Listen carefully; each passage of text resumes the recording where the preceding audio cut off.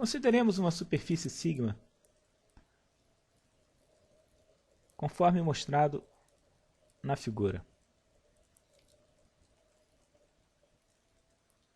Dado um ponto P arbitrário nessa superfície, vamos assumir que as coordenadas desse ponto x, y, z são funções de parâmetros u e v.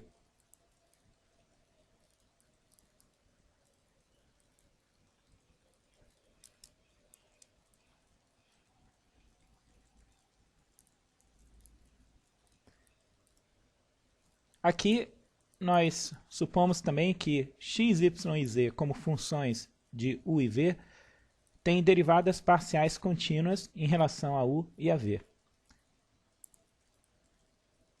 Os parâmetros u e v, só para fixar ideias, assumem valores numa certa região D de R2. Aqui, o que nós pretendemos fazer é definir o que seria o elemento infinitesimal de superfície. A ideia aqui é a seguinte: vamos considerar esse ponto P correspondendo a dois valores U0 e V0 do parâmetros U e V. Então, o P seria um x de U0, V0, y de U0, V0, z de U0, V0. Ou seja, as coordenadas x, y, z do ponto P correspondem a um valor U0 e V0 do parâmetro U e V. Vamos considerar, por esse ponto P,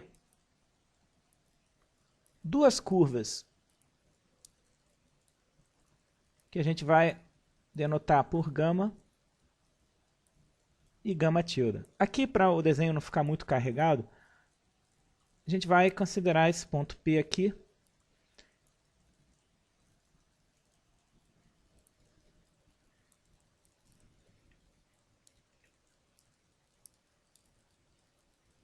aqui estaria o ponto P e as duas curvas gama e gama tilde.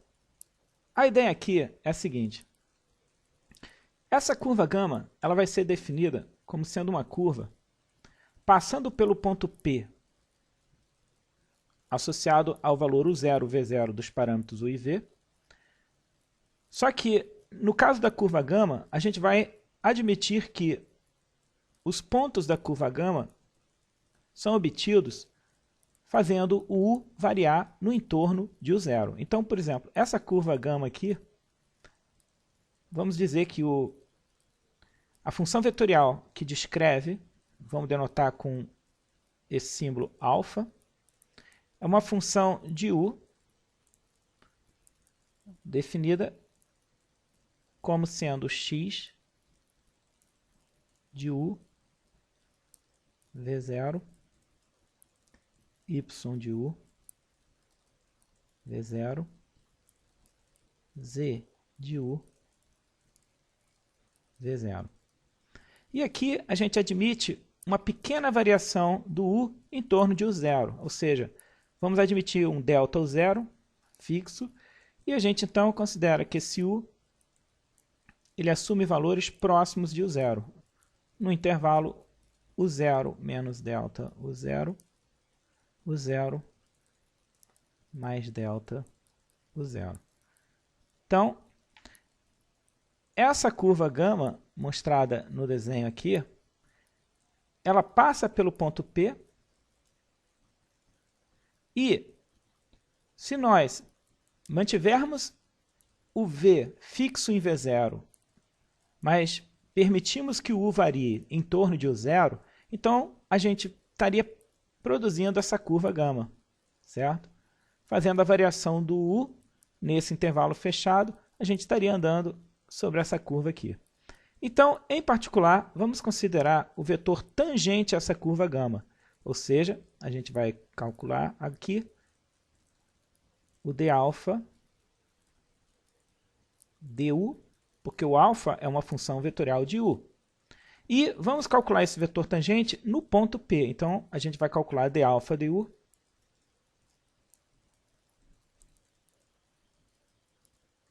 e no final a gente avalia com U igual ao zero. Então isso aqui seria o vetor tangente ao longo da curva gama. Só que nós estamos interessados na definição do elemento infinitesimal de área numa quantidade infinitesimal. Então, nós, na verdade, vamos considerar o infinitesimal de alfa, que vai ser tomado como sendo d alfa du,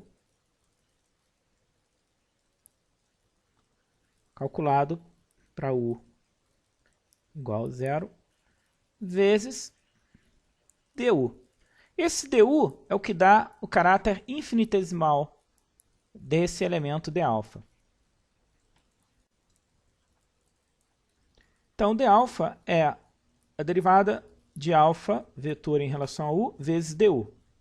Então, esse d alfa, se a gente representar aqui, ele seria tangente à curva gama. E a direção da tangente é dada por d alfa du, e o du é o que daria um comprimento infinitesimal a esse d alfa. Seria muito pequeno. Analogamente, nós vamos introduzir para a curva gama tilde uma função vetorial que nós vamos chamar de beta. E ela é uma função de v. E é definida da seguinte forma. Nós consideramos, passando pelo ponto P,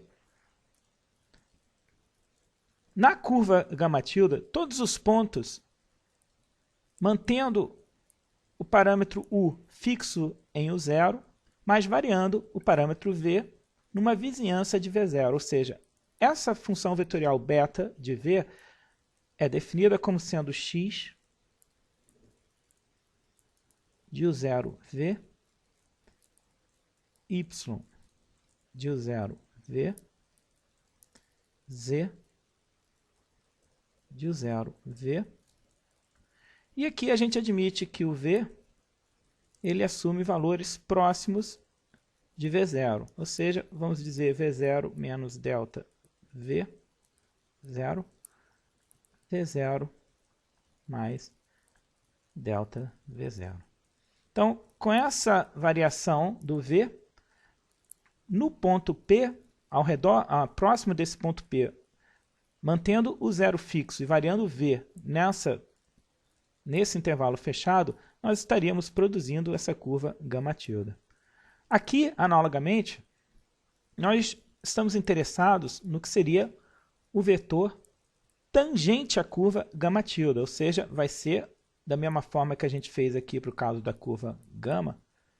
Na curva gama tilde, o vetor tangente vai ser d beta dv com v calculado em v0, porque a gente quer o vetor tangente no ponto P.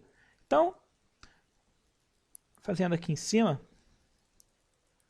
a gente vai associar à curva beta o vetor d beta dv calculado para v igual a v0. E o que nos interessa é o vetor infinitesimal d beta.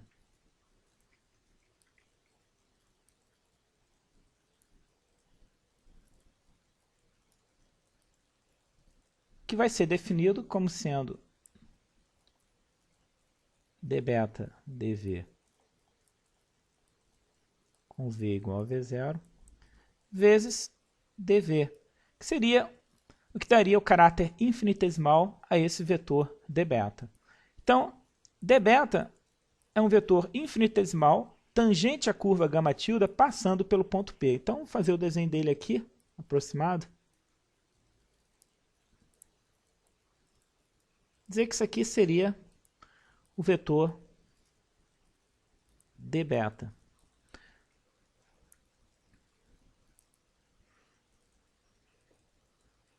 Então, o que nós vemos dessa figura? Esse desenho que a gente fez aqui, na verdade, é o desenho que estaria aqui em cima. na superfície. Mas a gente nota o seguinte, esse d∝ e d∠, eles são muito pequenos. E a gente sabe aqui que esses dois vetores, a gente pode formar, em geral, aqui um paralelogramo que tem d∝ e d∠ como lado.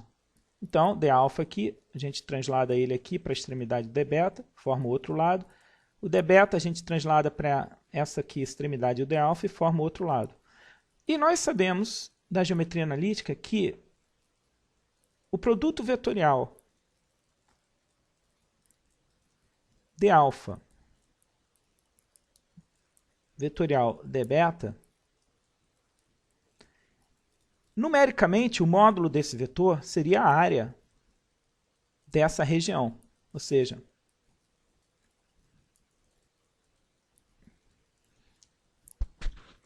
aqui a área desse paralelogramo seria dado pelo módulo desse vetor d∝, vetorial, o vetor d∠.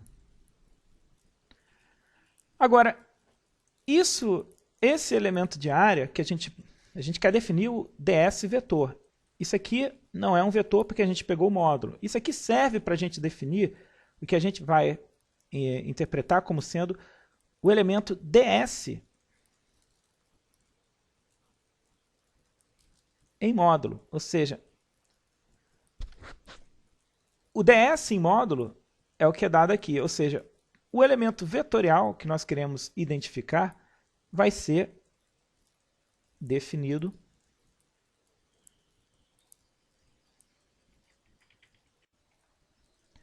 Então, continuando aqui, nós vamos definir o elemento ds como sendo produto vetorial de d∝ por d∠.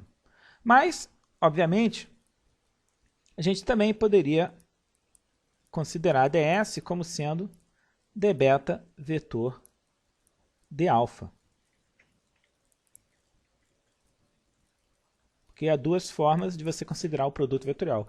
Claro que a relação entre esse produto vetorial e esse é por um sinal negativo. Aqui, se nós fizermos d∝ vetorial d∠, usando a regra da mão direita, vamos tentar fazer o desenho aqui separado. Aqui a gente tem o d∝ e o d∠, né?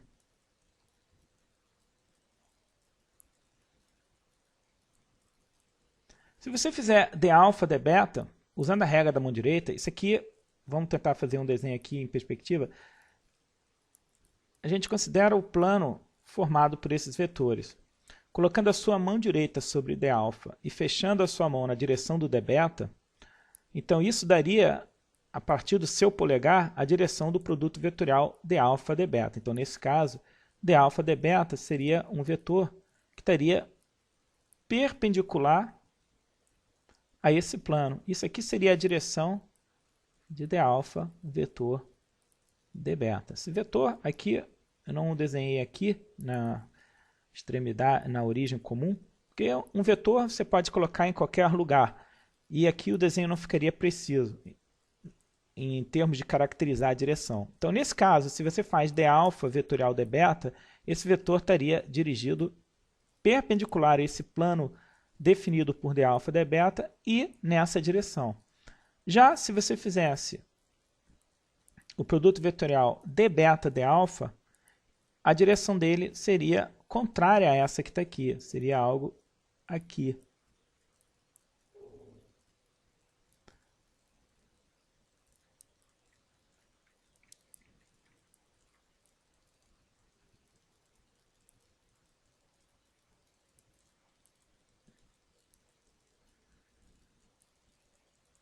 Isso aqui seria o produto vetorial de d∠ por d∝. Ou seja, ele teria a direção oposta a d∝ vetorial d∠. Seria nessa direção. Então, há duas maneiras de você definir o elemento infinitesimal de área ds vetor. d∝ vetorial d∠ ou d∠ vetorial d∝. Então, assim, para não ter que fixar qual dos dois nós estamos usando, como d beta vetorial d alfa é menos d alfa vetorial d beta, então, a princípio, a gente pode usar mais ou menos d alfa vetorial d beta, e a gente teria que especificar entre esses dois vetores com sinal positivo ou negativo, qual que a gente define a orientação. Então, há uma certa liberdade de você orientar a superfície. Você pode escolher ou o sinal positivo ou negativo nessa forma dada aqui, por exemplo. Então, isso aqui é a forma para o elemento ds. Vamos agora escrever explicitamente esse elemento ds a partir do produto vetorial de d-alfa com d-beta.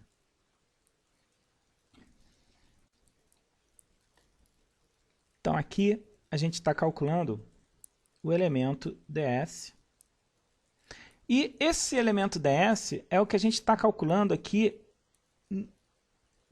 próximo ao ponto P. Então, veja bem, esse elemento ds, que a gente definiu como sendo mais ou menos d-alfa vetor, produto vetorial com o d-beta vetor, isso aqui é definido como sendo o elemento infinitesimal de área. Aqui uma outra observação que eu me esqueci.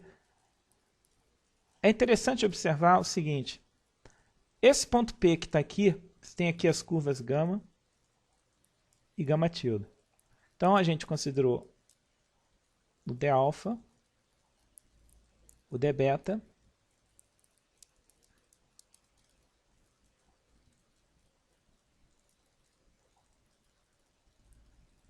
e estamos considerando o produto vetorial, por exemplo, d-alfa, d-beta, e a gente sabe que isso aqui nos dá, a partir desses dois vetores, a gente tem um paralelogramo cuja área é o módulo de d-alfa, d-beta, produto vetorial aqui. Agora, nota o seguinte, se d-alfa e d-beta eles são quantidades muito pequenas, basicamente esse plano, esse paralelogramo, desculpa, que está aqui colado no ponto P, ele é muito pequeno, de modo que ele pode ser muito bem aproximado como se fosse o elemento ds que você iria desenhar na superfície. Então, por exemplo, aqui fazer um outro desenho só para ilustrar isso que eu estou falando. Se tivesse uma esfera, se você tentasse a partir do ponto P desenhar um ds, por exemplo, poderia fazer um desenho na própria esfera de algo que teria esse aspecto aqui. Esse aqui seria o ds, atribuiria uma certa orientação escolhendo o vetor normal, que aponta para fora aqui da esfera, ou para dentro como sendo orientação. Mas o que importa é o seguinte, essa figura que você desenha na própria superfície da esfera, ela pode ser muito bem aproximada por esse paralelogramo que você também poderia desenhar no plano tangente ao ponto P. Quer dizer, o plano tangente à esfera passando no ponto P. É nesse plano que estaria definido esses dois vetores d-alfa e d-beta e, consequentemente, o paralelogramo que tem d-alfa e d-beta por lado. Agora, se o d-alfa e o d-beta é muito pequeno, então esse plano ele pode ser visto quase como sendo colado à superfície. Então, é por isso que o elemento infinitesimal, ds, ele acaba sendo definido em termos desse produto vetorial, dessas quantidades infinitesimais, que são os vetores tangentes às curvas gama e gama tilde passando pelo ponto P.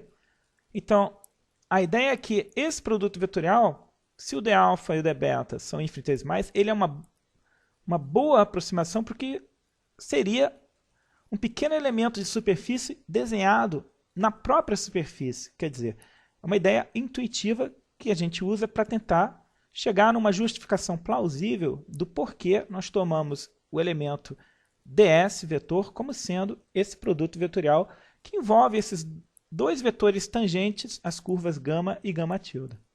Esse elemento ds vetor, então, é importante notar que ele, na verdade, é um elemento ds calculado para os valores u0, v0 do parâmetros u e v, porque esse d-alfa e esse d-beta na definição deles, eles são vetores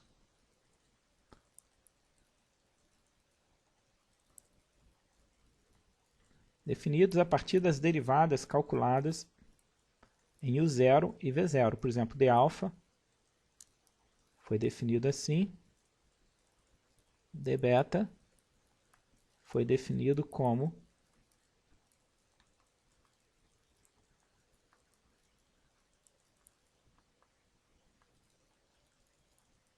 então, dα e dβ se referem à escolha do parâmetro UV em U0 e V0. Então, na verdade, o que a gente está chamando de ds aqui é um ds para os valores U e V tomados como 0 e V0. Mas lembremos que alfa, como função de U, era o x U V0, y U V0,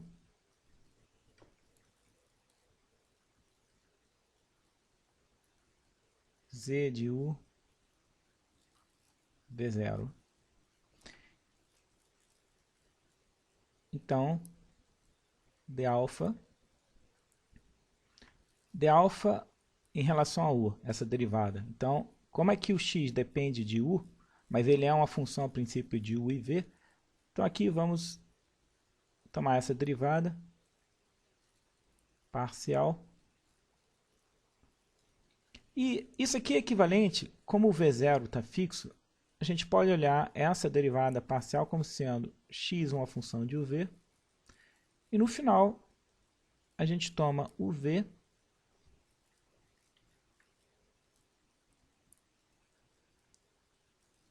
igual ao 0 V0. Analogamente, também a gente faria derivada parcial de y em relação a u. Esse y também uma função de u V0. Podemos olhar y, função de uv, faz a derivada parcial em relação a u, e no final avalia uv em u0, v0, e finalmente a componente z, dz, du, como uma função de uv, também avaliada com os parâmetros uv fixados nos valores u0, v0. Então, isso aqui seria o dα. E aqui ficava faltando, o dα tem um du, né? Então aqui tem ainda um du. Ou seja, numa notação mais simplificada, a gente pode escrever o dα como dx du, dy du, dz du. Aqui a gente usa essa notação aqui com o v fixados nos valores u0, v0 vezes du. Então isso aqui seria a expressão para o vetor dα.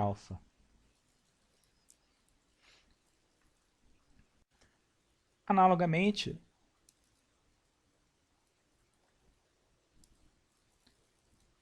o beta, função de v, era um x de u0v, y u0v, z de u0v. Então, dβ, definido como sendo derivada de beta em relação a v, calculada para v igual a v0 vezes dv, isso nos dá a seguinte expressão. Então, a derivada aqui que a gente toma é a derivada parcial de x, y, z em relação a v. Aqui, o zero está fixo, então a gente pode também escrever essas derivadas parciais da seguinte forma.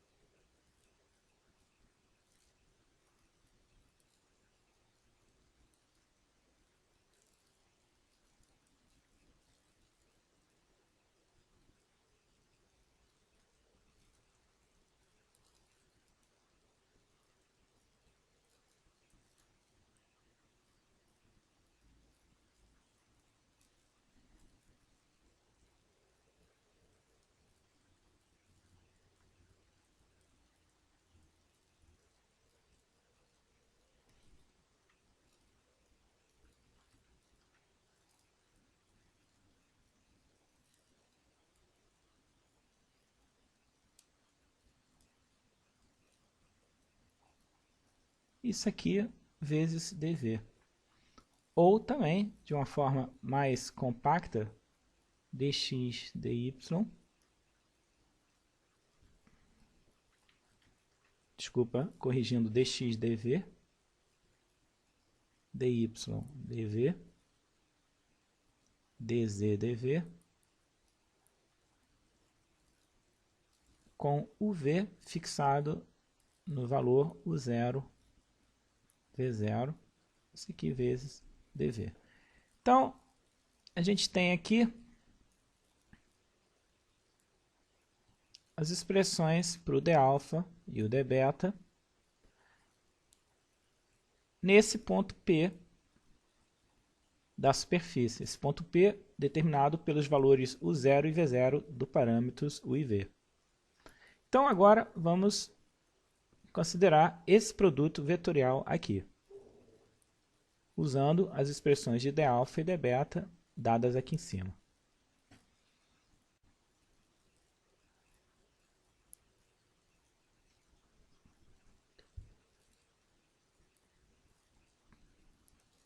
Então, aqui, nesse cálculo do produto vetorial, basicamente a parte que é o vetor é dada aqui por as derivadas parciais e aqui também. Então, isso aqui tudo multiplicado por du e dv. Então, na verdade, a gente pode fazer o cálculo simbólico aqui, usando esse IJK como primeira linha, esse determinante que a gente vai calcular. A segunda linha são as componentes de dα, que seria dx, derivada parcial de x em relação a u, du, dy parcial em relação a u, du, dz parcial em relação a u, du. Então, como esse du está multiplicando todos os elementos, a gente pode tirar do determinante. Deixar aqui um du e colocar essa linha como dx du,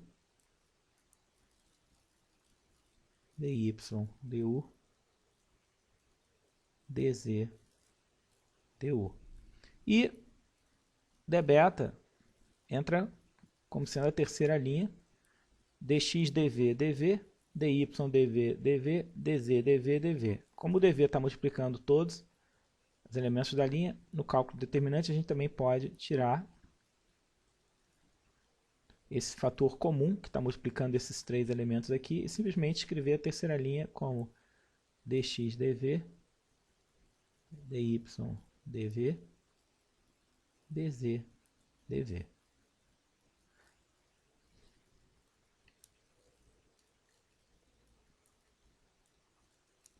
Então vamos calcular agora esse determinante aqui.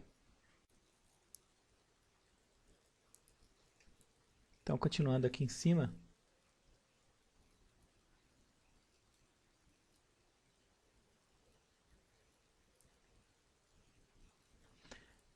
então aqui a gente tem a primeira linha,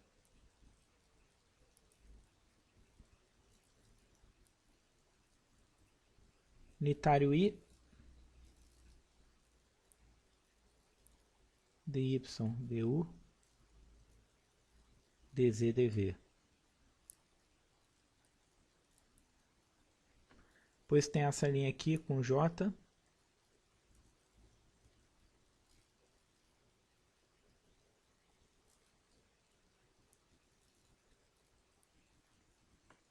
dz du, dx dv.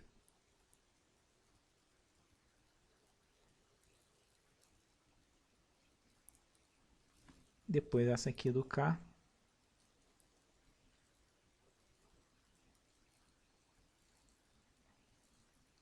dx du, dy dv.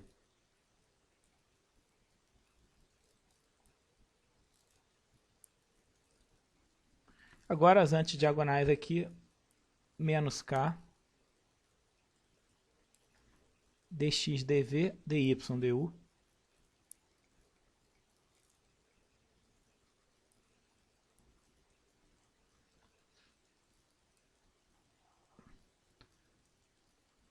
Menos dy dv, dz du, vezes unitário i.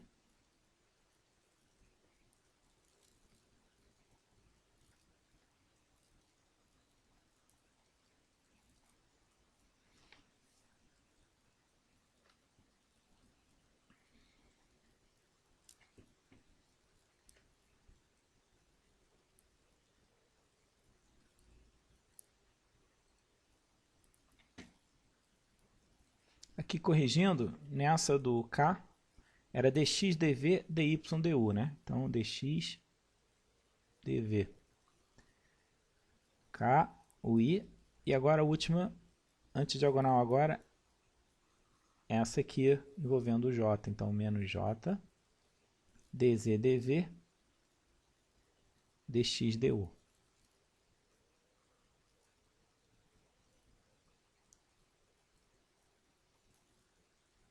Então, agora reorganizando essa expressão, aqui tem o unitário i.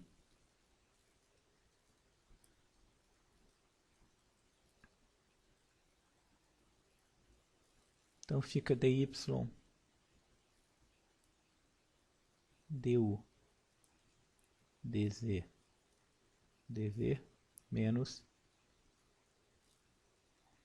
dy dv, dz du, mais j dz du, dx dv, menos dz dv, dx du. E o último, aqui o último termo com vetor k,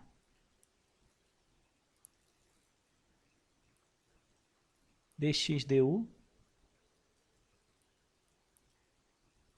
dy dv, menos dx dv, dy du. Tudo isso aqui, lembrando que está multiplicado por du dv. Então, isso aqui é a expressão que a gente obtém para o elemento ds.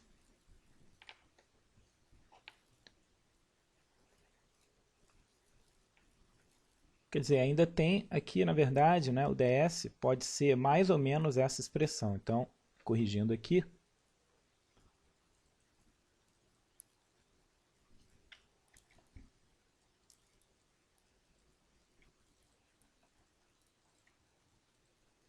verdade, ds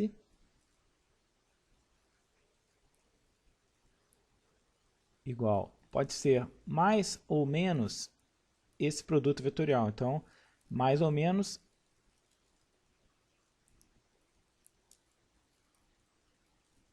isso aqui.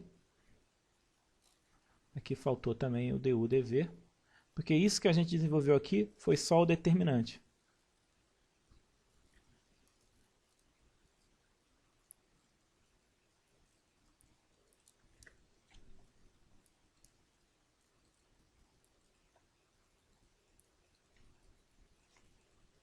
Então, corrigindo aqui, nessa expressão, a gente também tem ds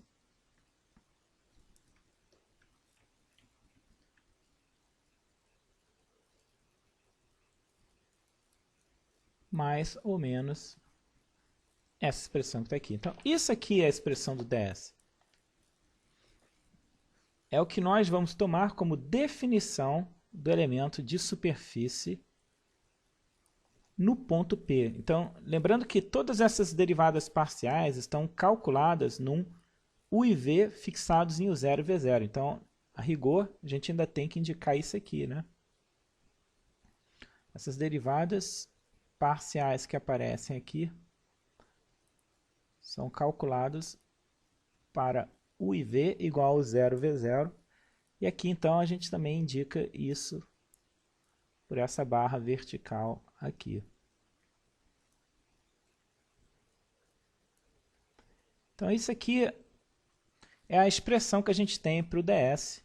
Então, agora a gente consegue definir o elemento ds a partir dessa discussão que nós realizamos aqui. Antes de darmos a definição do elemento ds, vamos observar que essa expressão que a gente obteve aqui, essas derivadas parciais em relação ao u e v, no final, são avaliadas para u e v igual a u0, v0. Nós dissemos no início que esse ponto P arbitrário, ele era um ponto na superfície que correspondia a um certo valor do parâmetro u fixado em u0 e um valor do v fixado em v0.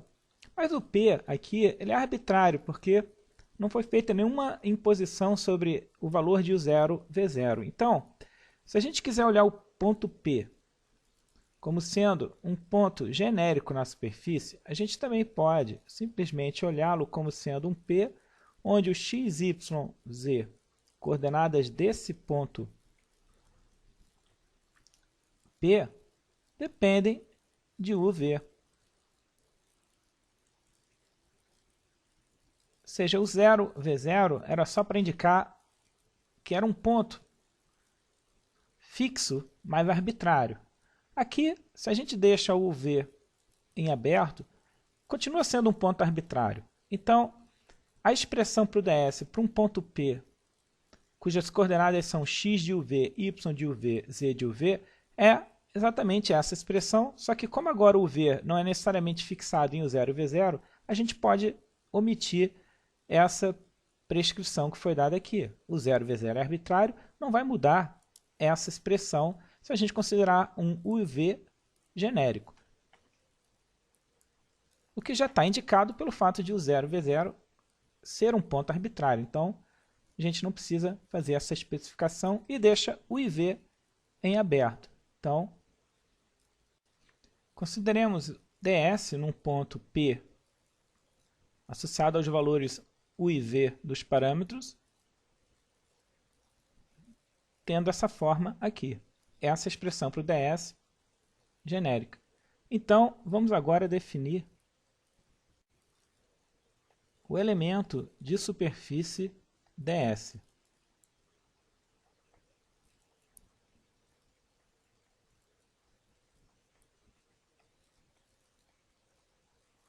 Então, seja sigma uma superfície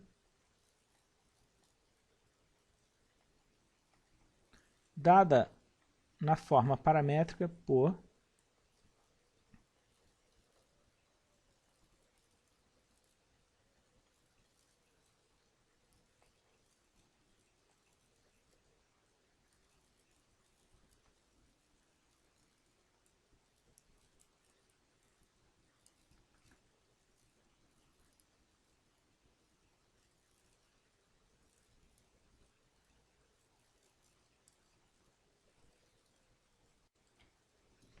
Então, definimos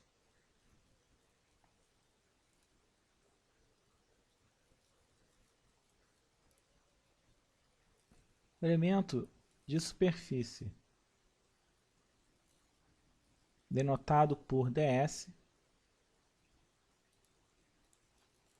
como sendo esta quantidade dada por essa expressão. Aqui, a escolha positivo ou negativo é feita por uma prescrição adicional que consiste em especificar a direção do vetor normal à superfície em cada ponto. Ou seja, dá-se uma especificação que permite discriminar entre o sinal positivo ou negativo. Então, essa é a expressão para o elemento ds. Aqui os parâmetros u e v são deixados livres. E o caráter infinitesimal do ds fica explícito nessa expressão du dv.